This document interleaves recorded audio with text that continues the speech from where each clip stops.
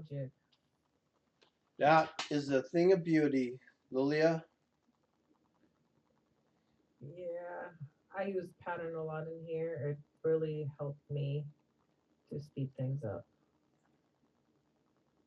So But you didn't use user pattern to move the drill bushing and the set screw all at once, did you?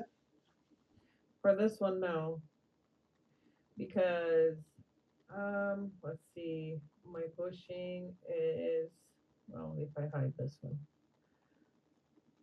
it was pain in the butt to put it in here. So once I put it in here, I just pattern it right there in there. Hey, what's going on that one? Because when it came in, it was upside down. So when I tried to put it in, it wouldn't flip. It would just sit on top. Mm. That one's Yeah, it was. buried upside down. Yeah, it was going up. And I was like, I was trying to flip it one way or the other, and somehow it worked. So I'm like, I'm patterning it right now, so it won't flip back. Yeah, it So was pain in the butt. let's show the people what you got here. Can you hide the? I can hide the Okay, wait a minute. bushing. How many P's do you have? One or two, or three, or several? How many what? How many P levels do we have? Two. Right, there's only two. So could you show me P1? Well, can you show me the engineering part only? Okay, here we go. So all you have to do is we got a plate with 4 holes in it. In the directions, there's a dimension missing. In Canvas, I told you which dimension is missing so that you could put this, make this green plate with the 4 holes. That's the engineering part, okay? Can you Yes. hide the engineering part and show me P1? So in P1, she has the base plate where the drill plate's going to sit and the 3 dowel pins to locate it, establishing your datum A, B, and C. Okay? So can you show the engineering part sitting on it? Yes. So that's where it sits. The dowel pin's located. She lines it up with those 2 dowel pins and then slides it over till you hit that other piece. And then what we had to do is we have to make a plate, a drill plate, so that we could drill these 4 holes. So that was the last piece up there. And then the 4 parts in the center, what are those called, Lilia? These ones. Yeah. Um. Can you zoom So up so we can see there it? was the bushing and drill guides. Okay. Oh, is there a bushing and the drill guide in there? Yes. Oh, good. Really good. So basically, the bushing is around the hole, and then this. Can you Um, hide that? yes, this drill guide, it sits right on top of it. And So then what's the purple thing doing? it's holding the guide, drill guide in there. Okay. So can you hide that? The The this purple thing. yeah, the set screw. So you got this bushing. Can you rotate around so they can see? That's your drill bushing. That guides the drill. So it's like perfect. Goes straight in and out, right? Yeah. Is anybody familiar with drill bushings? Yes. Anybody else familiar with drill bushings? I know, I've Smoothie, used them a you couple are. times. Oh yeah. Okay, you want to explain what the drill bushing does? Drill bushings that when you drop the drill into the hole, it's turning and it's going to center it up and it's going to guide it to the actual location. Instead of walking across the part, you don't have anything. If you just come down without a spot drill or anything like that, the drill's going to hit the part and walk.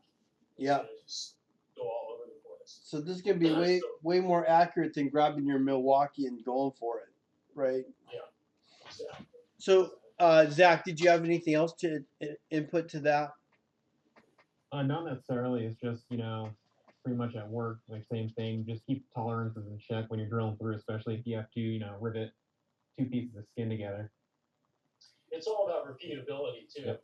Right. From one part to the next. So the piece that went inside that, can you put that back? Yes. And what do we call that, you guys? Drill guide. That sound right, sweetie? Yep. That's Okay. Drill guide. And then that purple thing, we can put it back. And what does that do? What is its purpose? That just locks it in place. So in case you have to replace it, you're able to do that.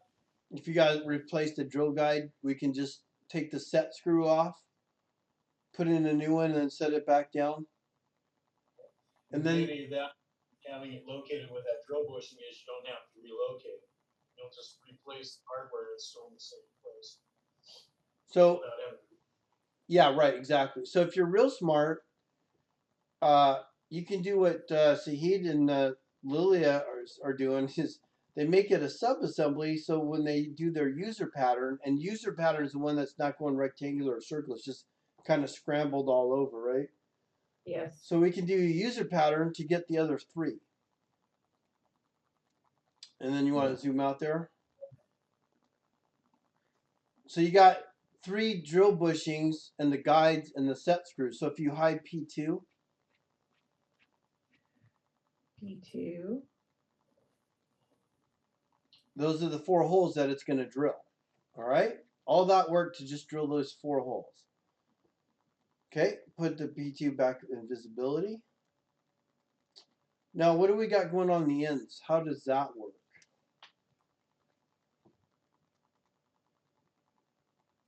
So I think this one is being attached to the part, basically hold it together. Yeah, so if you hide the P2,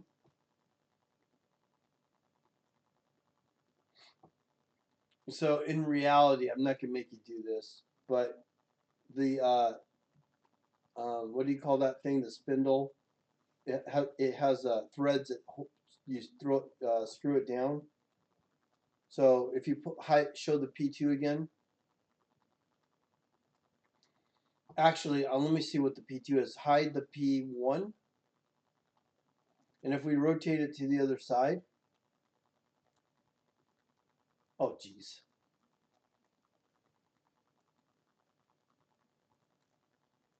I think I got this upside down. I think I did that upside down in the video. What's supposed to happen is there's a base plate, or the base plate has a hole in it. So you see where the blue piece is? What that's supposed to do is you go to the base plate, show the P1. There should be a hole in there. That's so on 2 ends they just got on both ends. You see that there's that blue pin. That's how it aligns it. You just clock it down, and then what holds it down is this right here. And if you hide the P1, do we see? So this one right here would be screwed in into the plate. No, that one there is just like a locating pin. Oh, okay. In fact, is there a nomenclature on that part? That's a tooling button, isn't it? This one? Yeah. So that's the one you gave us to put in. That one just slides in and out. That's just a removable index. Yeah, right. It's to help locate where that drill jig's gonna go. Or the drill plate. And then the one on the top, you got the set screw holding that in. Oh yeah, see the threads down there? See that there should be a threaded hole in the base plate. Yeah, for this one. Yeah. Right? And I don't know if that was supposed to be, I think that's supposed to be flipped or either longer, because there would be a hole in the base plate that you line that up to. Do I have that right, Smitty? Yeah, you got that right. That looks a little long though. Because the feature, you got that countersunk end on that. The threads have got a feature above that. Yeah. Yeah. So the hole in there would have to be counterbored. I think I gave you that part number 2, huh? Is that right? I gave you the part to go look up. You actually gave us the parts in Canvas. Oops. Oh, I did? Yes. There was one Alright. thing I didn't know what to do with it. I think it was pin, but I used a different pin for it. All those parts are right here. You even gave the engineering part, but I built my own. Oh yeah, you're supposed to build your. You know, I gave you that just in case you couldn't figure out your own engineering part. Yeah, but here's at the very bottom, you basically gave us. So yeah, it looks like I didn't mind the part I went and found is too long, or I got to make the plate thicker or something, right? Because Yeah. that's sticking out too much. But the concept is all the same. It almost looks like there's a locking thread on the second one down. The blue one.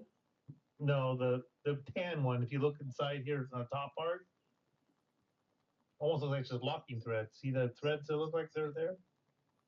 No, you were there a second ago. Down by the Right there. compass. There you go. This one? Yeah, almost looks like it's a locking thread.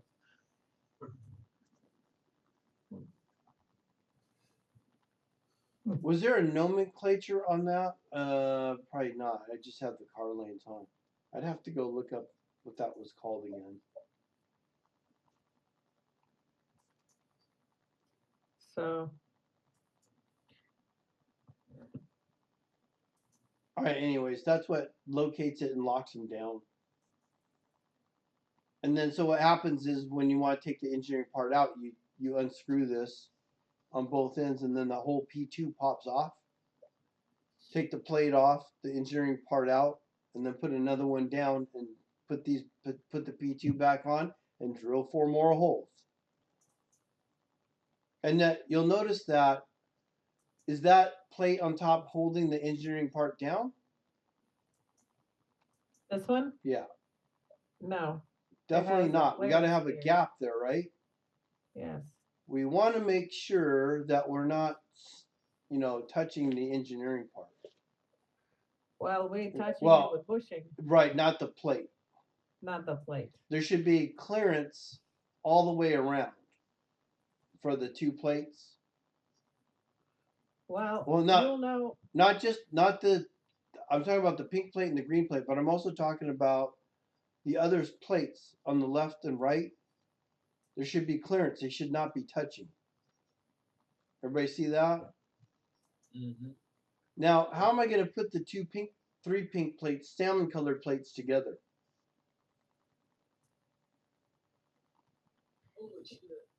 Well, the way I did it, I mean, like the shop. How's the shop going to put that together? welded. Yes. So that's called what? Weldment? Yes. So it's a weldment. And Dave and Smoody, where do you dimension the details for the weldment? The details for the weldment are dimensioned on the assembly. Not the assembly, they don't call it assembly, they call it the Weldment. right. So when you do a weldment, you don't make detailed drawings of these 3 parts. You do the dimensions on the weldment. Mm-hmm. So we show it welded together and dimension it there accordingly. Okay. So if you do a weldment drawing, that's how it's. Go ahead. Yeah, you're gonna do all the work on it after it's welded, not individually and then weld it together, unless you got it weld check. All right. So that's kind of the difference when we're doing details and assemblies versus weldments. Like your truss, you don't break up each little part. You just dimension the truss in its completed form. Yeah, sometimes. That's why I called you and Dave out. So No, that's Brian. Come on. For you guys Whoever- about to take 259, don't fall for that trick. You guys are going to make a truss, so you want to dimension the truss in the truss form. So whoever's gonna be building this, these holes right here, you gave us no dimension for it. So I just made my own. Like the placement of these holes on this plate. You didn't tell us where to place them, so I just made it my own. Yep, and that's what's going to really happen in design.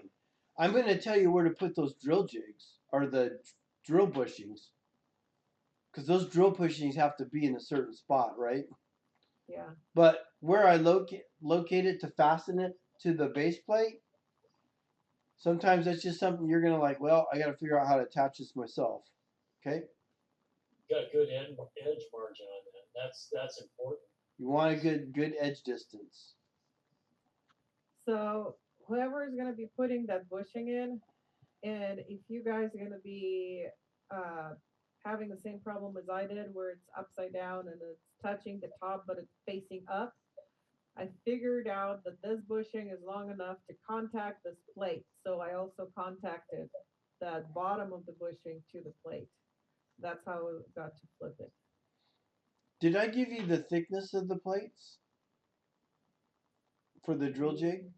No, Oh, I didn't give you those. but I did it as tall as this one. So I basically did the same height for this one as this one. And you gave us the height for this because you gave us the height for this plate. Right, and I told you I wanted so much taller for clearance or something, Yeah, right? so you said 1/8 of an inch. So I just added half to 1/8, and that's how I got the thickness for So this. yeah, the engineering part was a 1/2 inch thick, Yeah, and I said I want an 1/8 of an inch clearance. yeah, Correct. So that set how thick the two outside pieces are going to be, and then it would only make sense to just make them all the same thickness. yeah. And that's how I 'Cause- was able to put that bushing in. So a lot of times you're just going to get bar stock material, whatever length, and they're just going to take that same bar stock and cut it 3 places and then weld them together. So if you go and give them different thicknesses, now it's like, oh geez, we got to order 2 different bar stock for this. Okay. Yeah. All right, Liliya. Also, you didn't give us the radius for this too, so I made up my own. Okay, you're going over a lot of stuff I didn't do. Yeah. Well, the next assignment is totally like pick your own. Yeah. Now the next assignment. You think I didn't give you anything on this assignment? Yeah. It's like the more assignments you give us, the less information you give us too. So Yeah, I'm clever that way. now I have less accountability. now I have to go buy a Craig jig so I can measure it. I'm pretty sure you can find some online too, or you can make your own Craig jig. Well, that's what I'm looking here. They do the pocket holes and stuff. What I really liked was they have this whole table of the pocket thing, and that was pretty awesome because this one right here, of course, it's $350, but it's really easy because all you do is just put a wood and you slap it down and it drills it for you. I know they have so many cool jigs. Yeah. So see, he just puts it in place and it just drills it right there. And that's all you do. And it drills it automatically and it has the holes in there. It's pretty awesome. I was thinking, okay, I can build this, but I'm like, I need to relax. It's end of the quarter. You can do that over the break. Yeah, bathtub already got me, so. Is there any questions for Liliya? No, that looks really good. That's very good, but in the end, Mr. Vermont, if you starter don't mind, put the part name. You have it here on the chat. You don't go to struggle to find the part number and part number for this, if you don't mind, if you have them. These part numbers, Yes, madam. they already here in a drill jig assignment at the very bottom. Oh, okay. Thank you so much, madam.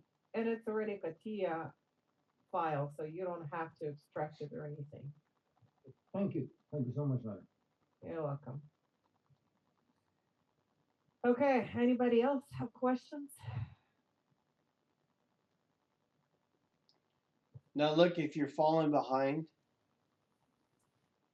all you can do is figure out the weldment and the base plate and create the engineering part, and you can't get the fasteners in, I'll at least give you partial credit more than half credit, okay?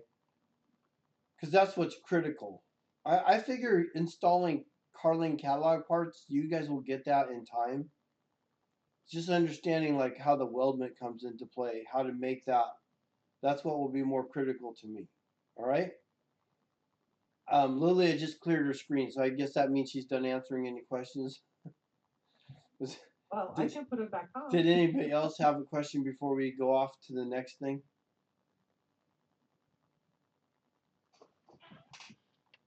All good. Okay. I hope